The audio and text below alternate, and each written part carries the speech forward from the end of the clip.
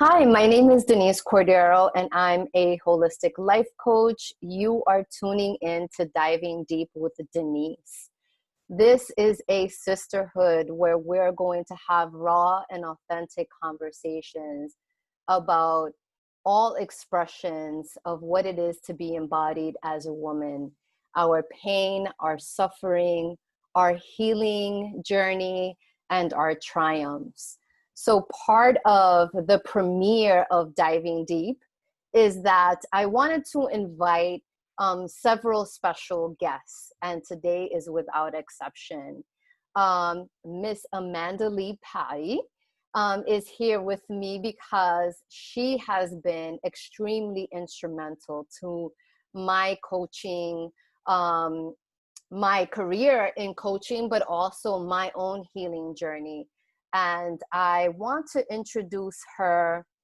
She's an international healer and radiant life alchemical coach.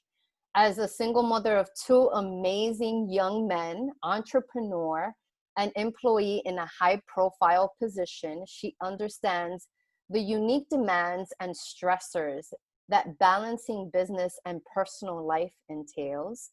She has used a variety of holistic modalities to move through physical injuries as well as pain, stress, fear, adrenal fatigue, thyroid imbalances, sleep challenges, and kidney dysfunction after a major surgery and having lived through narcissistic abuse. She excels at helping people move through their limiting beliefs and self-sabotaging behaviors to create a more radiant, happy, fulfilled, and connected life. So for Amanda's full bio, they'll be a part of my podcast notes on Spotify, iTunes, YouTube, and my website, denisecordero.com. There's just way too much. We can fill the whole podcast on your whole repertoire, background, everything that you've been doing. Thank you for being here with me, Amanda. I really appreciate it. Thank you for inviting me on here. It's an honor to be able to come on your podcast and support you in your new venture and seeing you shine forth and taking your business to the next level. So thank you. Yes, I'm excited. So, reading your bio, there were certain things that stood out for me and sort of just immediately connected, resonated, and I'm sure they will with many of our viewers here, different women, probably in equally busy careers and juggling family, kids, and different situations. Can you tell us a little bit about balance? How do we how do we balance all those things? How do we balance life, our passions, our jobs, our careers, our responsibilities? That's a great question.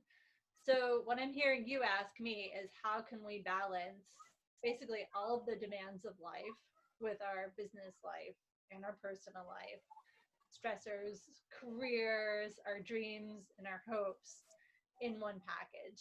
And Yes. it can be so challenging at times to do that because I feel, particularly as women, and if we tend to be of the giving type, one of the last things we tend to do is take care of ourselves and honor our needs, our wants, and our desires. We tend to put everybody else first, whether it's our employer's demands ahead of our own, our family's demands, whether it's caring for our kids, our partners, or both, or even our parents at times. But I think the question is like us coming back to ourselves and asking, like, one, am I happy? And Yeah. getting really raw and honest with ourselves, like, am I happy in what I'm doing in my business life? Am I happy in my personal life? Am I healthy? Am I experiencing health challenges? And also asking, like, is this what I want for myself? And then saying, what is one thing? So I like to start off small whenever I'm working with somebody, because a lot of times it's like we get so excited as coaches, and it can be a tendency to be like, okay, I have so many ideas and I'm so like inspired. Let me just throw the book at you. And sometimes as clients, we're like, whoa, hold on. But I like to ask, like, what's one thing we can do each and every day that's a commitment to ourselves that will help us bring our life into balance? And maybe that commitment for one person is, you know what, I'm going to take time for myself and commit to exercising for 30 minutes a day, 6 days a week, and make that a commitment. For another client, it could be, you know, I need to eat better. So I'm going to commit to eating one healthy meal every single day and go Yeah. from there. Or another one, it could be like a self-love practice, and asking and getting clear, because there's so many different perspectives to self-love. A lot of times we think self-love as, you know, taking a bath or treating ourselves to a massage, and that's totally self-love. And at the same time, maybe the deeper side of self-love is asking us ourselves the hard questions. Maybe it's sitting and saying, you Yeah. know, I'm going to dive in and do the inner work with myself and take 10 minutes in the morning or 10 minutes before I go to bed and do some inner work and journal and get clear on what it is, what I want in my life. Or maybe it's developing a gratitude practice and saying, you know what, I'm so thankful and I have so much gratitude for these different experiences that I had today. Or set ourselves up for what is it that I want to experience in my day today if we choose to do that gratitude practice in the morning. Um, but yeah, for me, it's taking those tiny little baby steps. And then once we embody that, asking ourselves, okay, what's the next smallest baby step I can take? That's amazing. One such thing that I've done recently, which has helped me um, be able to practice that and do that for myself, was actually writing it down. I realized that we create, you know, some people are list makers, and I'm just one of those. I'm one of the list makers. All the to-dos that I need to get this done, I need to get that done. And I, many of those times, I think of it in terms of errands, or I think of it in terms of um, projects that I need to complete at work. But I never really connected it in terms of creating a list of non-negotiables for myself. And it was such a game changer for me, because I think that when we are in the practice, or try to be in the practice of doing things for ourselves or creating that balance, we have a tendency of pushing it aside, and something else always becomes more important. Work becomes more important, or this issue or this problem or whatever, and we put ourselves last. But having this list of non-negotiables where I can see it every single day reminds me that this is important to me. This is how I am going to fill myself. This is how I am going to fill my cup. And so when things come along, as always, there's so many variables and so many unpredictabilities to our life. I always come to this as the non-negotiables, because I know that these are the things that make me happy. These are the things that fill me and allow me to do what I do and to serve others more powerfully. Mm-hmm. Yeah, and the interesting question that comes up for me and maybe some of the people hearing it is like, well, what do I do if I don't know what my non-negotiables are? Or what do I do if I know what my non-negotiables are, but I always make some sort of excuse as to why I don't follow my non-negotiables? And then to Yeah. me, it's like the interesting thing becomes like this interesting self conversation of like, okay, what part of me doesn't believe that I'm worthy of giving myself the same care, time, attention, and love that I'm giving to everybody else? And then like start peeling that apart and looking at that and getting to like the root of like, okay, why do I keep giving my power away? Why am I not willing to uphold strong boundaries for myself? Why do I not believe that I'm worthy? Why do I not believe that I'm lovable? Why do I not believe that I'm like worthy of receiving these things for myself and setting this container that ultimately says I matter? Yeah. Yeah. And that becomes our life's work. Because I know I don't have it figured out.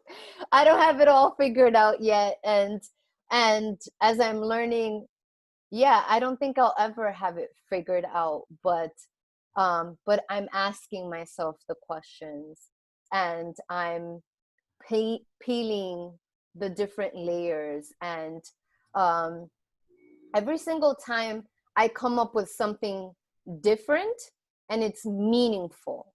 It's all meaningful. It adds to all the work that I have done. So it's cumulative. And Mhm. that's the one thing that I enjoy. It's like once I've made a reflection, or once I've had that aha moment, that's it. I'm not going back. Yes, there's more work to do, and there's always that deeper dive and that deeper understanding, but never going back to where I started, which is a beautiful thing. Right, right. And I love those aha moments. I mean, they're so beautiful and they're so magical. It's just Yes, like this light bulb going off, and it's like, oh, now I get it. yes, yes. Being able to see from that lens going forward is, yeah, it's instrumental to everything. It is. It is.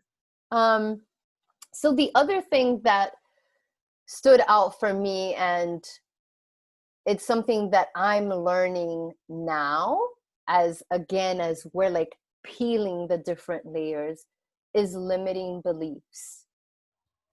And I think throughout my journey, I've, worked on how do I become a better person, or how do I speak up for myself, um, or, you know, and I can't think of anything right at the present moment, but where I want to land is that I'm understanding that it's my mind. It's my mind that's keeping me stuck.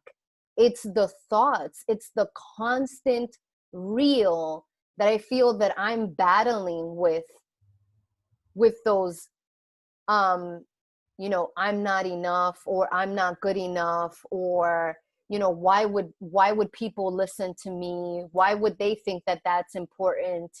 And it's huge, huge, huge, huge.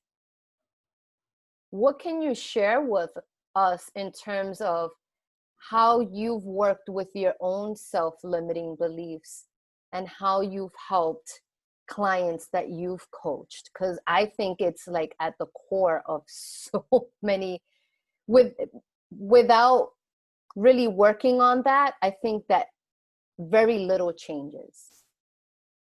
Yeah, yeah. And, I want to start off by saying, like, yes, I coach people through that. And I still have my own shit, pardon my French, to work through. And my own, like, self limiting beliefs Yes. pop up. And, I recently went through an experience where I was living in my self limiting beliefs. I was in a narcissistically abusive relationship. So all of the self limiting, like, core beliefs that I had that I don't think I was necessarily aware of were literally just thrown in my face, became super aware. And it's interesting, like, being out of that situation now and asking myself, like, okay, yes, this happened, but what is the core reason? Like, why, how did I attract this person into my conscious reality? Like, what are the beliefs that I have about myself that are limiting me from stepping into my highest potential? Yeah. And start to, like, peel that back, and it's like, okay, maybe there's a part of me that doesn't believe I'm worthy of receiving love, or there's a part of me that believes that in order to be loved and accepted by others, I have to dim my light, that if I am who I really am, then I won't be long. And to sit and ask, like, where is this coming from? And is this true?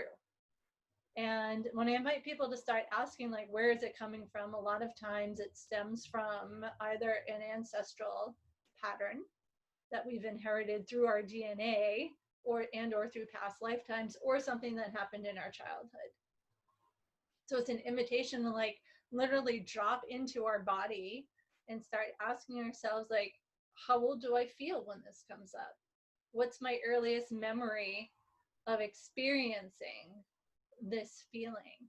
You know, was this something that I experienced from my parents? Because a lot of times that's where it comes from. And start doing the inner child work.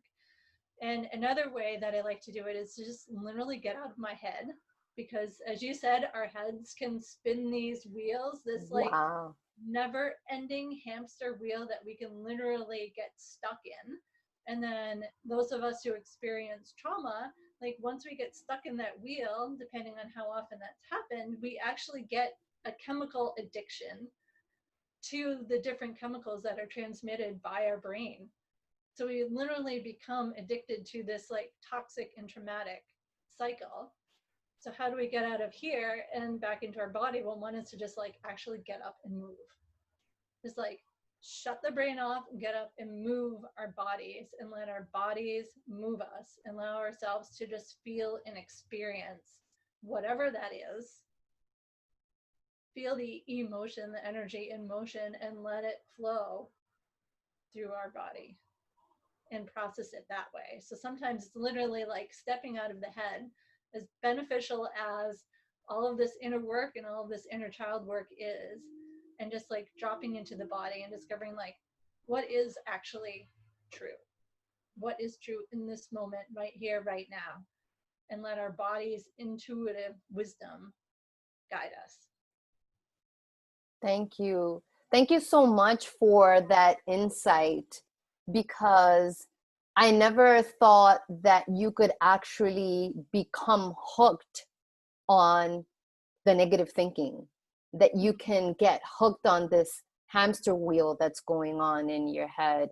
And I think that it's, you know, the beginning of anything is having that self-awareness and knowing that that's happening, or knowing that that could happen, so that you can begin to reel it in and have that perspective, be able to witness that and saying, this is what's happening, this is what is occurring, and I need to replace these thoughts with something else that's more positive, that's more conducive, that's more nurturing and helpful to me, rather than self-destructive. Right. And I think even with that too, like with that loop of negativity, depending on like the, I guess, degree of almost like trauma addiction to those chemicals, it can be super challenging to like spin ourselves off of the hamster wheel. Yeah. Choose something different. And something I recently discovered from another coach out there is like, when we start noticing these negative thinking patterns in our mind, or negative thought patterns we have about ourselves, we can sit and say, I bless and I accept this feeling.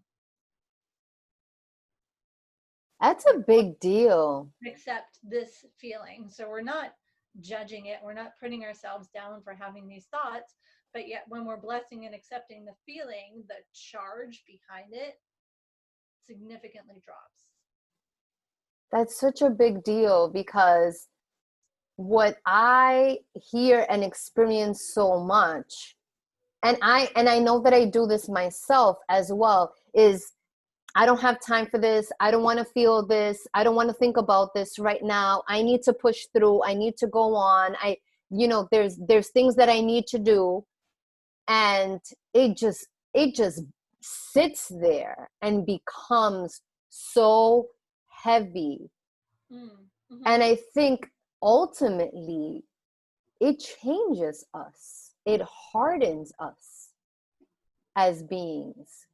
And then we do, when we, because life happens and we will have so-called negative or unwanted, I'd like to say unwanted feelings and emotions. then we don't acknowledge them. We do judge ourselves for feeling them, and we don't allow ourselves to process it at all.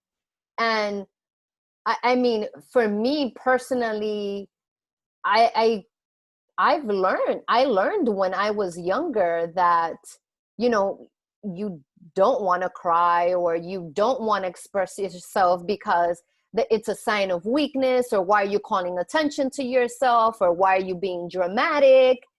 And I think so many of us have experienced these early conditioning and teachings from our caregivers and our parents, that it's not okay to express ourselves. It's not okay to feel and to have emotions unless they're acceptable to others.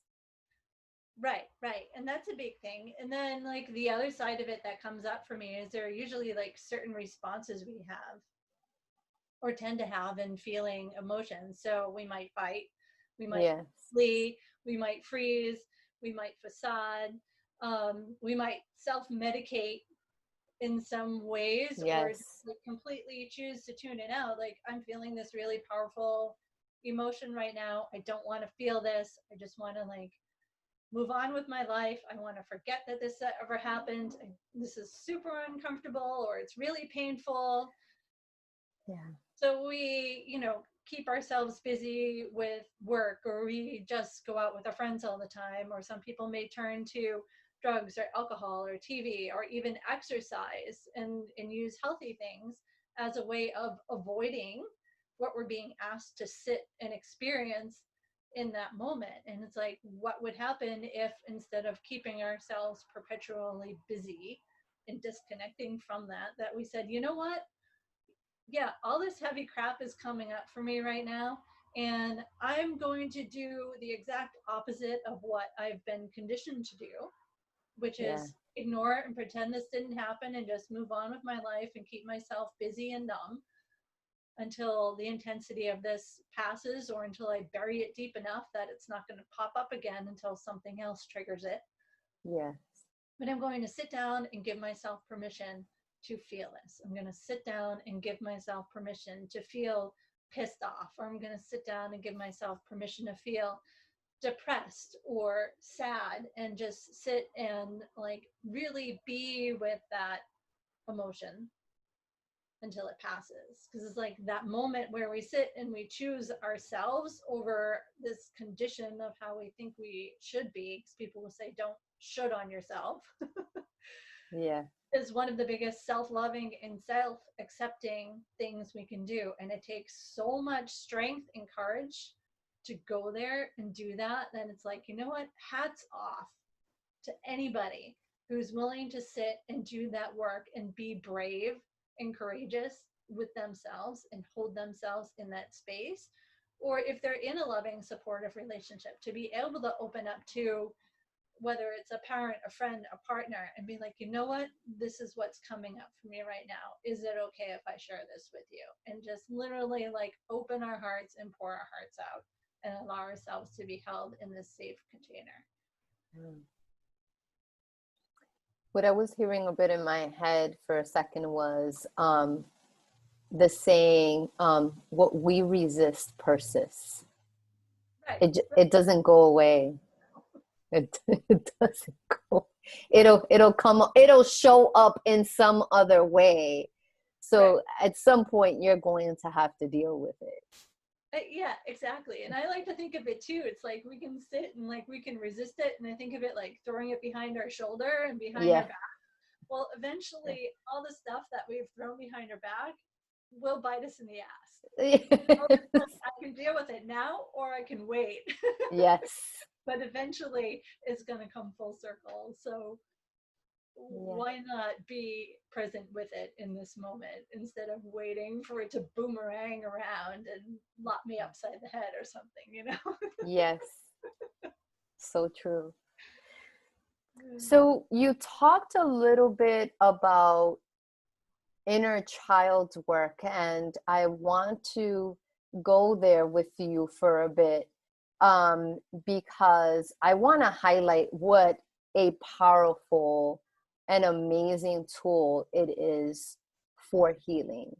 And I've learned so much more about not only inner child work, but what it is to reparent ourselves and sort of the different stages of reparenting ourselves, from self-care and self-love practices, um, movement and dance, and really as a form of healing.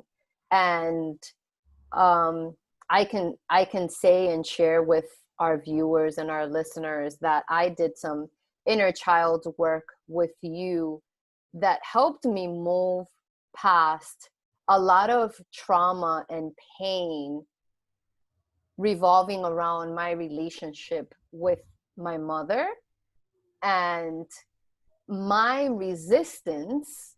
And I'm only guessing that because of that strained and painful relationship with my mother, I had somewhat of a resistance to children. It's almost like, don't like kids, don't want to be around kids. There was something about it that seemed threatening to me, to be that carefree, to be that vulnerable.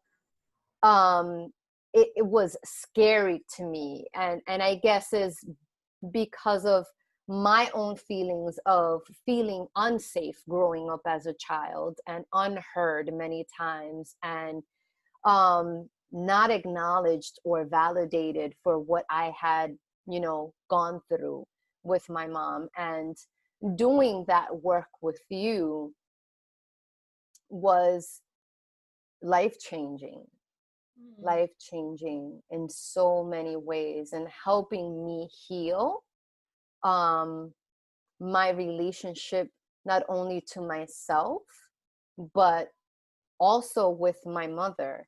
And um, had I not had that, I don't think that I would be so much in peace as I am today with my mother's passing.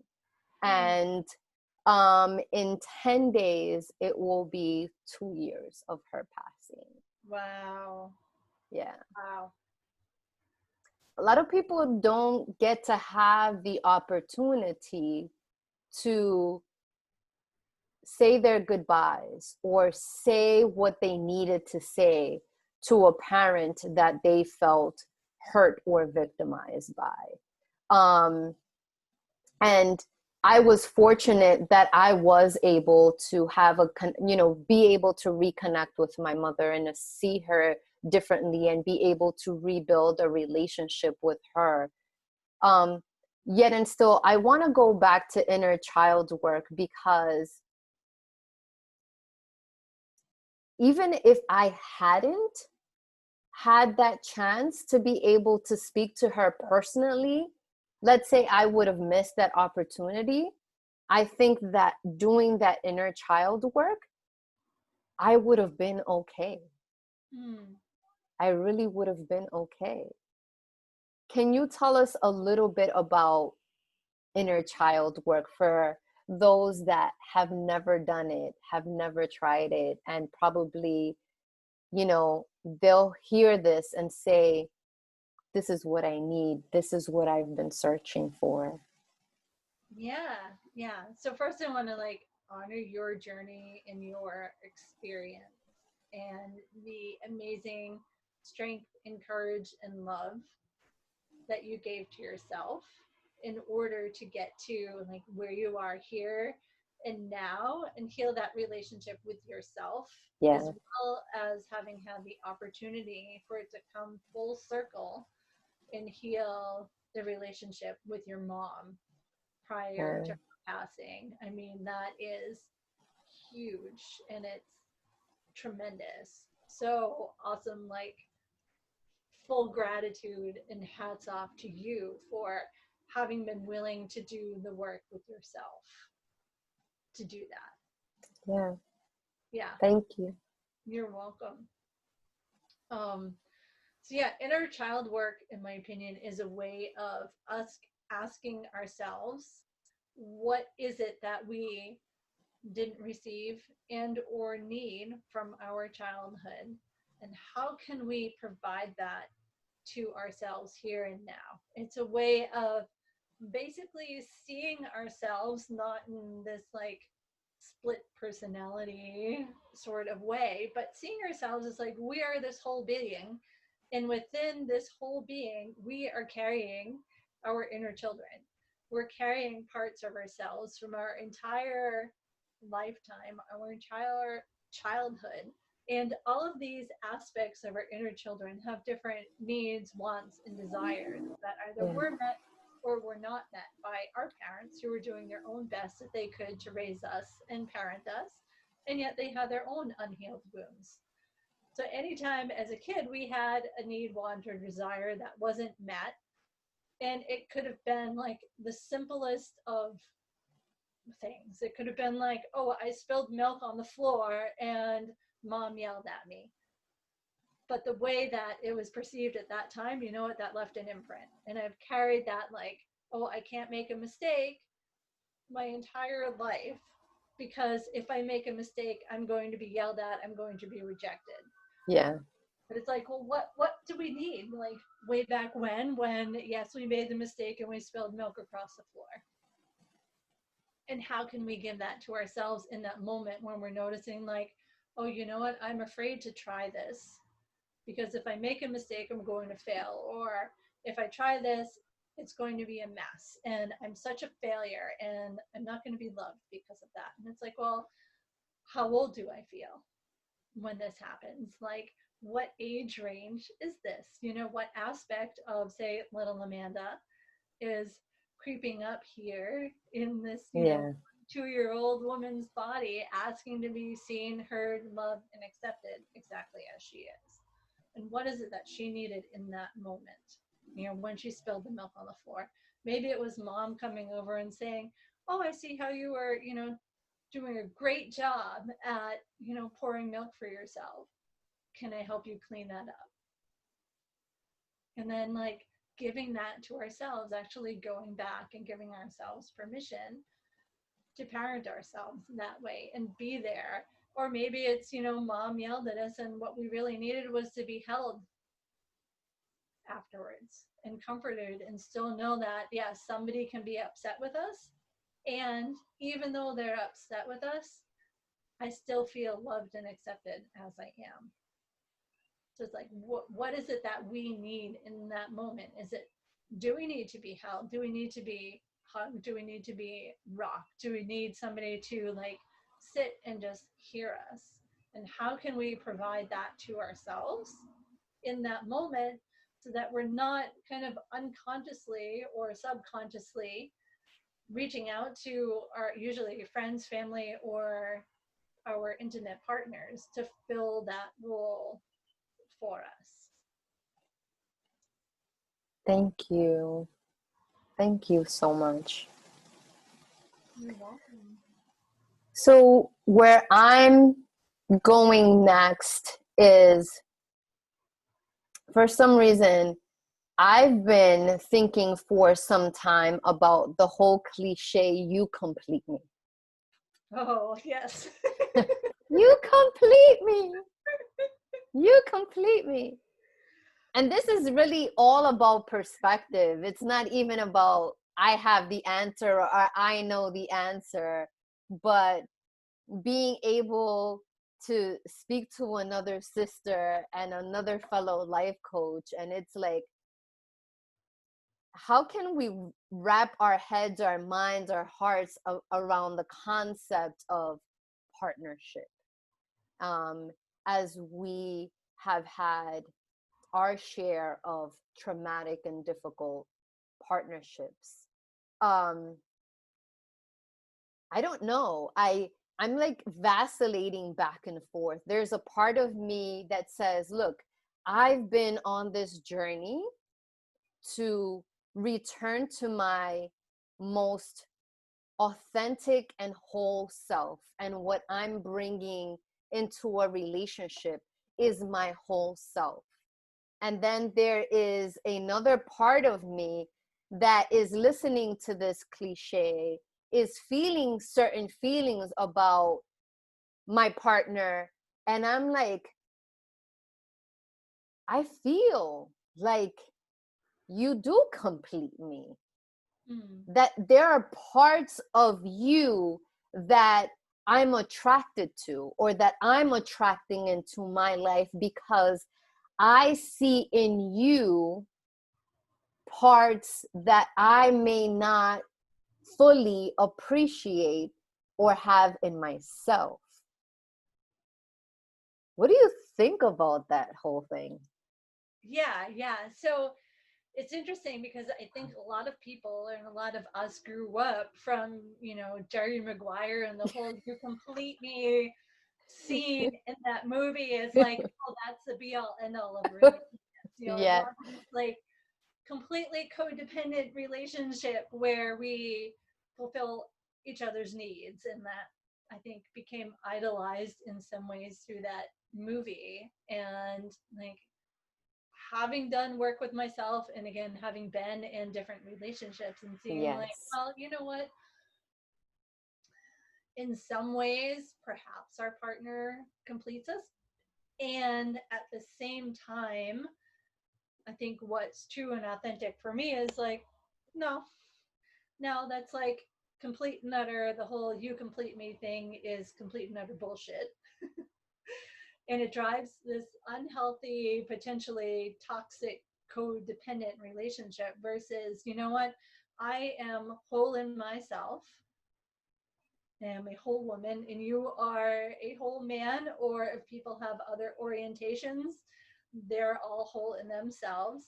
And you know what, my wholeness and my ability to care for myself, and you be in your wholeness and you take care of yourself, and together we can come together in partnership and merge our lives and ask, okay, how can I, in my whole complete self, support you in your whole complete self, and vice versa? So we have an equal energy exchange back and forth, and one that's built on like mutual trust and respect, and both of us willing to sit and do the work and know, like, yes, you know what, we're in a partnership and stuff is going to come up and we're going to feel triggered and we're going to trigger each other at times, but to be able to wow, sit and say, you know what, I'm really triggered right now, this is what's coming up for me, or when you do this, it reminds me of so and so from my childhood doing such and such. But be able to sit and have a conversation with each other, and then also repellent ourselves in those moments. So we're not looking for a partner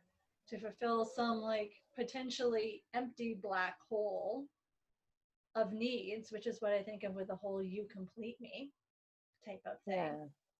yeah, And also, like the other part that you said, there are things that I see, I feel, and I experience in my partner that I don't necessarily see on my own. And I think that's one of the most beautiful things about being in relationship, is because of our experience of ourselves through our partners.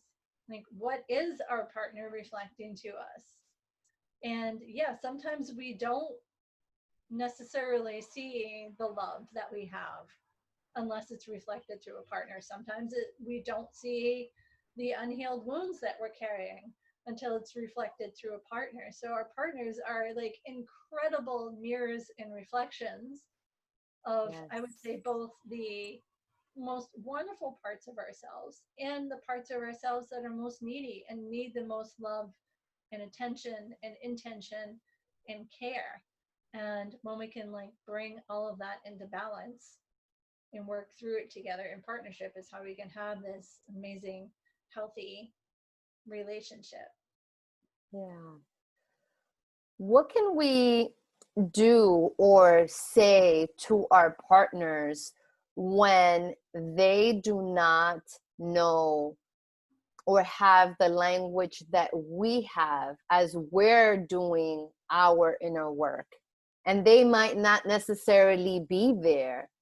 How do we speak to them? How do we teach them? How do we bring them up with us while still honoring their own process? I think that's a great question. And I have to say, I don't necessarily have an answer to that right now. In my experience, it is very much dependent on where people are on their own process and their own journey. People who are kind of on this path of self awareness and inner work, in some ways, I think it's a lot easier to be able to have these conversations with. Yes. Yeah. And then also invite ourselves to, be patient with our partners and say, you know what, yes, I can have this conversation, and they're learning and they're on their own journey. And it's like, and ask ourselves, is the fact that they're choosing to take these little baby steps, or they're choosing to take, you know, dive onto this path and see where it goes, is that enough?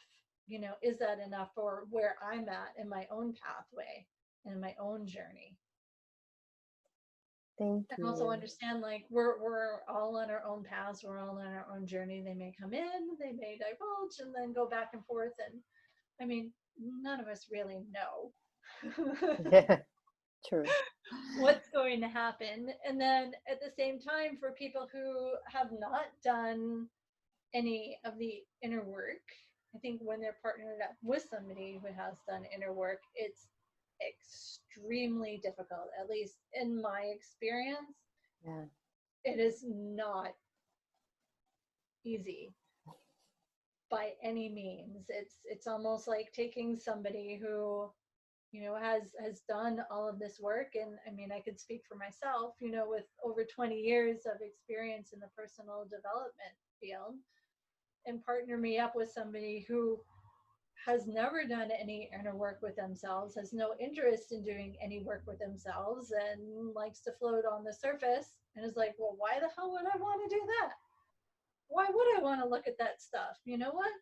Life is comfortable here. I'm good. And it's like, well, okay, you know what? I have to honor that, and honor that that's your path, and that's okay. You're just not the right person for me. Yeah. And that's all right. And it's just like, it's getting clear of like, what do we want to allow into our close, intimate circle? And being willing to accept people for the life that they happen to be choosing without any hard feelings. Yeah. And that's not always easy, because sometimes we don't recognize that until we're like neck deep in that shit. And you're like, what the F just happened? Right. What Exactly. rabbit hole did I go down?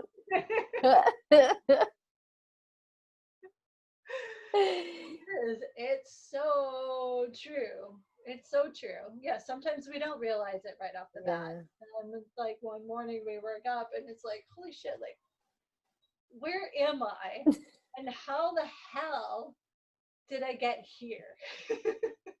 Yes. And then we kind of start climbing back out, out of this like rabbit hole of like, how the hell did I get here? Who am I? Why did I give up myself and who I truly am in order to fit in? Yes. And we start like peeling it back, and it's like, oh, okay, there I am. And I don't know if you've ever seen the movie Hook or not. I can't say that I have, no. Yeah, there's this amazing scene with Robin Williams, and he's learning that he's Peter Pan, and he goes to Never Never Land, and one of the Lost Boys comes up to him and he puts his hands on his face and he's looking at him and he's like moving his face around, and he goes, oh, Peter, like, there you are. So I always think of it as like there's this like super tender and innocent part of us, like when we've lost some parts of ourselves through these experiences of giving ourselves up, so we do feel accepted and like we belonged, in order to maybe be in a relationship that wasn't supposed to like last long term, but it was a tremendous learning opportunity. And we come back to it, and like there is a part of us that's like, oh, there you are, and I'm so glad to see you. Like, I've missed you so much, like, welcome back home. Nice. Nice. Yeah. I know I personally am in a relationship, and my husband and I are complete different levels of self-awareness and self-work. And um, he's, I think, while we've been together, he's been dabbling in it. And he's like, oh, this is not for the faint of heart. he's he's done he's done a little mirror work here and there. He's like, oh, this is not easy at all. And I'm like, yeah, think. um and for me personally, in terms of just being with myself and staying true to who I am, it is work in it of itself. Being in a relationship with someone else and not getting pulled into that other person's world, not getting pulled into, this is who I am, this is what I want to be about, that sort of thing. And me saying, that's great, I love you, that's awesome, that's you, but that's not me. Mm-hmm. And so it is a dance. It is a dance. And it's not always a pretty dance, but and sometimes it looks better than others. And, but we do learn so much about ourselves through our partners. It's incredible. It's incredible. And I this is the first time that I've actually have been able to see it that way and to perceive it that way and understand the opportunities and healing for myself and learning more about who I am, rather than I'm just in a relationship and we're together, and you know where it's just very superficial and on the surface. um Completely different experience, one that I'm actually enjoying the highs and lows of it. So we'll see how it, how the story continues. Yeah, yeah, that's beautiful. And it's interesting you're talking about like those superficial like relationships where it's like, yeah, we're in a relationship together, and I was just like, that's so not me. I get you. I'm totally with you. Yes. Yeah, I think it's great when we reach a point in our life when we get clear on the type of relationship that we truly want. You know, what type of relationship lights us up, what type Yes. of relationship inspires us to be our best selves and support each other to grow and co-create an amazing, loving, and happy, peaceful life together, you know. Yeah. And for some people it is that like, yeah, we're in a relationship together, and it is this like more superficial thing, which is great. Yeah. It's fantastic if that works for them, and when it does work for them, like, awesome. And also knowing like, yeah, that so does not work for me. And I think that's partly where like the process comes in, where, you know, we try different people on for size and see how they fit, and we learn like, yeah, you know what, this superficial stuff, like, I don't know how to swim in those waters. Like,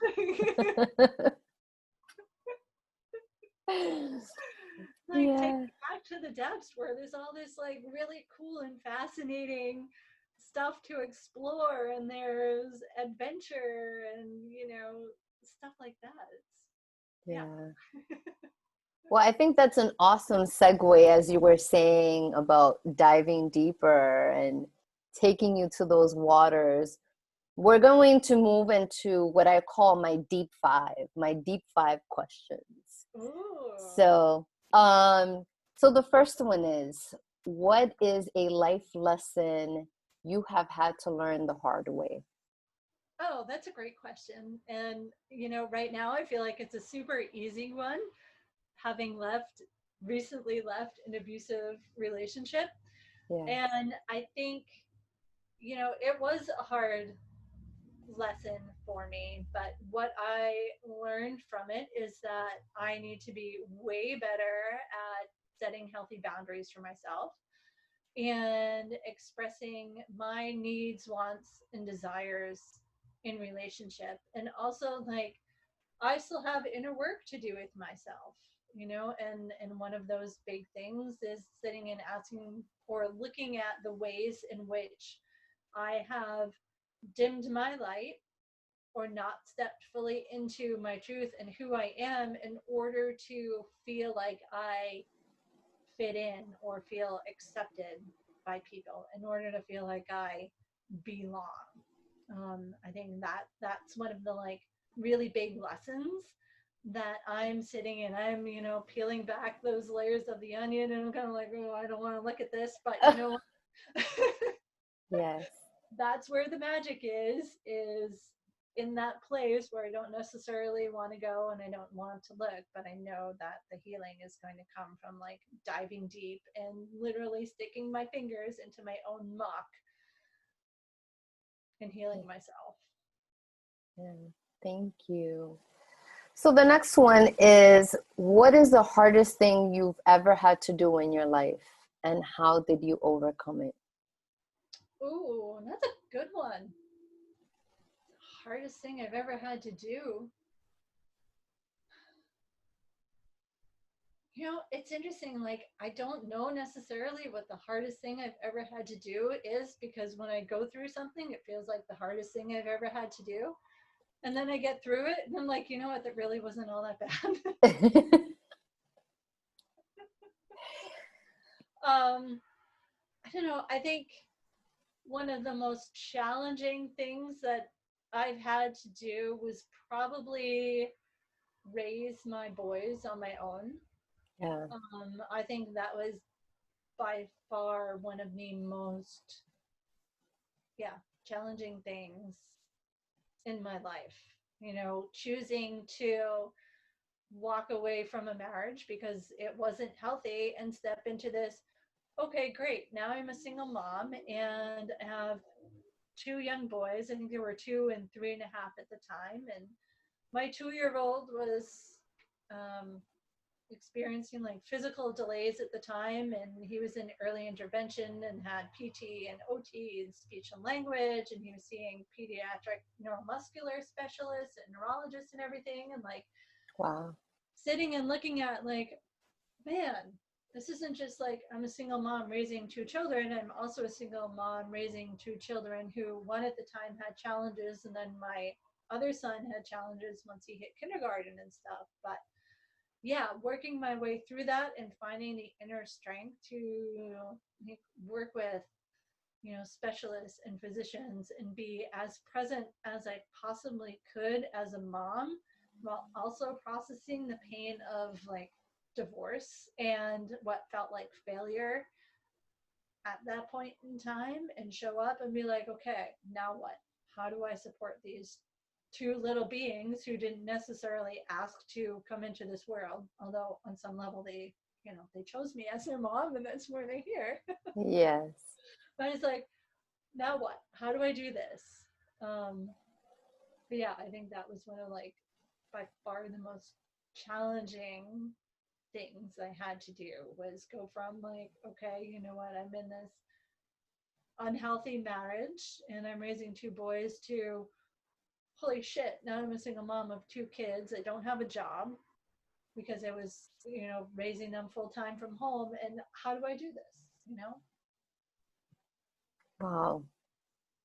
I feel you, because I too was a single mom, and I think it's become so prevalent in our world that it's been marginalized and normalized without really thinking about the tremendous impact that not only on the children, um, but on the mother, on the woman that needs to do that on her own, Mm-hmm. is huge. Is It huge. is. It's tremendous. Yeah. And I It's a think heavy lift. it's a very heavy lift. And I think as a society, we are failing single parents and children of single parents. We don't have the support networks that are needed to support those kids and those parents. who Yeah. are out there. They're working at least one job, sometimes two or three jobs, just to keep a roof over their head and put food on the table. And they're coming home and they're doing their best to raise their kids. Um, but yeah, it's like if we as a community and a society as a whole had some sort of like programs in place to support parents who have transitioned into single parenthood as well as the kids, I think we'd be looking at a much healthier and more loving and compassionate world than what we have here and now. So agreed. Yeah. Yeah.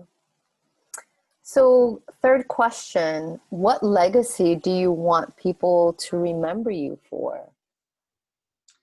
Oh, you know, I don't know. I think I just want people to remember me as me, and whatever their experience of me happens to be. It's like I guess I have my experience of myself. This is like amazing, compassionate, and incredibly caring and loving woman. And I think, I think that's like the big thing that, you know, I would certainly want people to experience me that way. And there's also the awareness, like I have no control over how people experience me. Yeah. I guess the legacy to leave would be like, is for people to have the most positive experience of me as they possibly Thank you. I know I sure have. can. What is your favorite motivational quote? Oh gosh, off the top of my head. Wow. I don't know that I have a favorite motivational quote. I feel like the quotes I'm drawn to very much have to do with where I am and what I am experiencing in that moment. Um, and I certainly, I mean, I have tons of like motivational quotes saved on my phone or in like the Instagram saved section and stuff like that, but I don't have any like one particular motivational quote that comes to mind that I necessarily draw from in order to live my life. I will There's say, that, yeah, I mean, there are definitely people who impact me, and I think of very fondly that I've either like directly worked with or read their works or something. And some of them are like John O'Donohue and his poetry, and he's an amazing Celtic author and poet, and very much I would say spiritual man in hearing his poems and feeling the rhythm and cadence and heart behind his work is incredible. And then I think of like Uncle Bob Randall, who is this, I believe he has passed now, but he was an indigenous Australian elder, and he developed something called Kanyini, which is this practice of like intentional loving awareness and seeing like the way he thinks of our relationship with each other and with the earth, and we're like all one big system and one big thing. And like giving thanks to the plants and the animals, and say, you know what, they love me so much that they were willing to give up their life so that I can live. And seeing that, That's so beautiful. Yeah. it's really, really beautiful and amazing. Like, wow, this being loved me so much that it was willing to die so that I could carry its life force on and I can continue to live here and now. I mean, it's just huge, and his work is just so absolutely beautiful and tremendous. And then, Thank like, you. yeah, yeah. I And then, needed to take that in for a bit because as you're saying that, um, I'm feeling myself profound, deep gratitude mm, for the bounty that Mother Earth provides. Um, from the animal realm, from the plant realm, and at the same time how certain people feel, not only take it for granted, but feel that a sense of entitlement. Like, Oh, I'll just take it.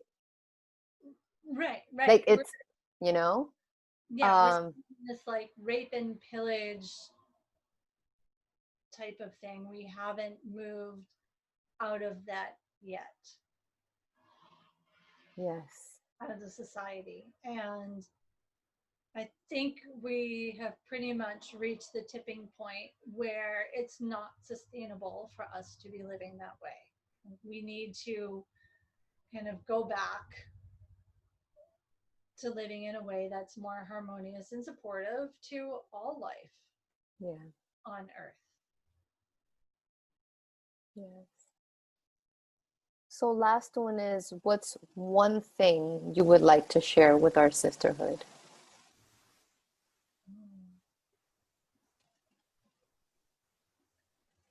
I think the biggest thing coming up for me now is to be you. Like, really give yourself permission to fully embrace, embody, and express yourself as you are. And if for some reason there's a part of you that's like, you know what, I can't do that, whether it's not safe for me to do that, or if I do it, I'll be rejected or abandoned and everything else, like, invite yourself to do the work, invite yourself to be curious about who you are and what story that you've been carrying that says you can't do that, because you know what, we can. And when we begin to like really embrace that in ourselves is how we show up fully embodied with who we are here and now. And that's where our change comes, first within ourselves and our relationships, and from there out to the world as well. Like, be you and be who you are, because you know what, each and every single one of us individually is an amazing, incredible human being. Thank you. Thank you. Wow, that is so beautiful. And thank you for being here, um, to be a part of this community, a part of this sisterhood, and joining me and diving deep and sharing your profound wisdom, your sharing your life, your experiences with us. I so appreciate you and love you. Thank you again for being here. Oh, thank you so much for having me. Yes. Yeah. So for everyone, thank you for watching. Thank you for being here for another episode. If you enjoyed this and want to see more, please like, share, comment. We appreciate you and want to hear your feedback. I just want to make sure that I leave you with Amanda's information. If you want to learn more about Amanda, please visit her website at amandaleigpatti.com. Again, podcast notes will be shared on my website, denisecordero.com. Again, love you all, my sisters. Until next time, diving deep with Denise. Take care.